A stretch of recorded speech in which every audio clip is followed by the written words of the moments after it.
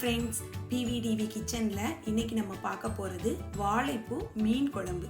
பொதுவா வாழைப்பூல வடை பொரியல் தான் பண்ணுவோம். இந்த மாதிரி வித்தியாசமா ரொம்ப ஃபேமஸான வாழைப்பூ நெத்திலி மீன் குழம்பு எப்படி பண்ணலாம்னு பார்க்கலாம் வாங்க. இதுக்கு தேவையான பொருட்கள் 10 சின்ன வெங்காயம் தோல் உரிச்சு எடுத்திருக்கேன். ஒரு நெல்லிக்காய் சைஸ் அளவு புளி ஊற வச்சிருக்கேன். 1 ஸ்பூன் மஞ்சள் தூள், 2 ஸ்பூன் ஜீரகத்தூள், 2 ஸ்பூன் சில்லி பவுடர், 5 ஸ்பூன் நல்லெண்ணெய். சின்ன வெங்காயத்தை இடிச்சு எடுத்திருக்கேன். இந்த மாதிரி இடிச்சு சேர்க்கிறப்போ குழம்பு நல்ல டேஸ்டா இருக்கும்.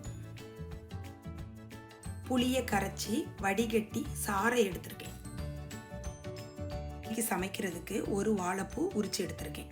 அந்த பூல இந்த 2 பாட்டை மாத்திரம் கிள்ளி போட்டுட்டு இந்த ஸ்ட்ரிங் மாதிரி இருக்கிற பகுதியை மாத்திரம் சமைக்க போறேன்.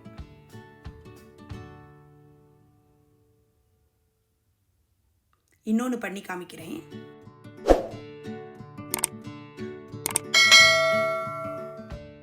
அந்த பூவில் இருக்கிற 2 பாட்டை மாத்திரம் கிள்ளி போட்டுட்டு இந்த ஸ்ட்ரிங் மாதிரி இருக்கிற பகுதியை மாத்திரம் சமைக்க போகிறேன்.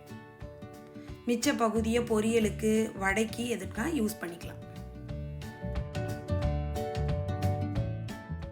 எல்லாத்தையும் உரிச்சு வச்சிருக்கேன். சின்னதாக இருக்கிற கடைசி பகுதியை இந்த மாதிரி கத்திரிக்கோல்ல வெட்டி எடுத்துக்கலாம். நடுவுல இருக்க குருத்தை அப்படியே அதில் சேர்க்க போகிறேன். எல்லாத்தையும் மோரில் போட்டு வச்சுருக்கேன். அப்படின்னா தான் கலர் மாறாமலேயும் இருக்கும். கசப்பு ஏதாவது இருந்ததுன்னா அது எடுத்துரும்.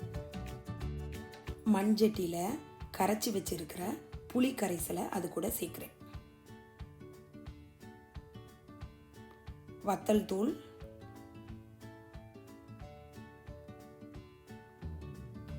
ஜீரகத்தூள், மஞ்சள் தூள் எல்லாத்தையும் நல்லா ஸ்பூனால் மிக்ஸ் பண்ணுறேன். இடித்து வச்சிருக்கிற வெங்காயத்தையும் அது கூட சேர்க்குறேன்.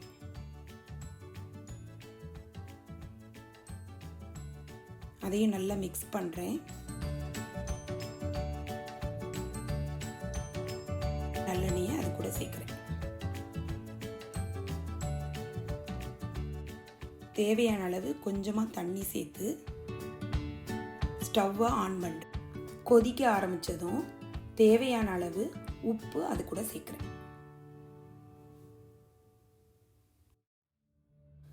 குழம்பு நல்லா கொதிக்க ஆரம்பிச்சுட்டு இந்த ஸ்டேஜில் உப்பு காரம் சரி பார்த்துக்கணும்.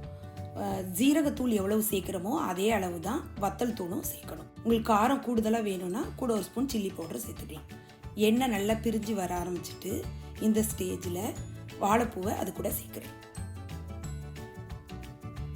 எல்லா பூவையும் சேர்த்துட்டு ஒரு கரண்டியால் நல்லா மிக்ஸ் பண்ணால் தான் எல்லா பக்கம் வாழைப்பூலெல்லாம் நல்லா மசாலா பிடிக்கும்.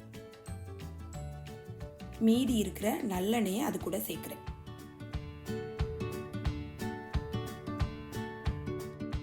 நல்லா கொதிக்க ஆரம்பிச்சுட்டு எண்ணெயும் நல்லா பிரிஞ்சு வர ஆரம்பிச்சுட்டு 1 ஸ்பூன் எடுத்து கிளறி பார்த்தோம்னா தெரியும் குழம்பு நல்லா ரெடி ஆகிட்டு ஸ்டவ்வை ஆஃப் பண்ணி நம்ம பவுலுக்கு மாற்றிக்கலாம்.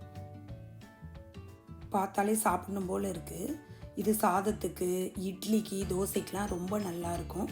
நீங்களும் ட்ரை பண்ணி பாருங்கள். இந்த வீடியோ பிடிச்சிருந்தால் லைக் பண்ணுங்கள், ஷேர் பண்ணுங்கள், மறக்காமல் சப்ஸ்கிரைப் பண்ணுங்கள்.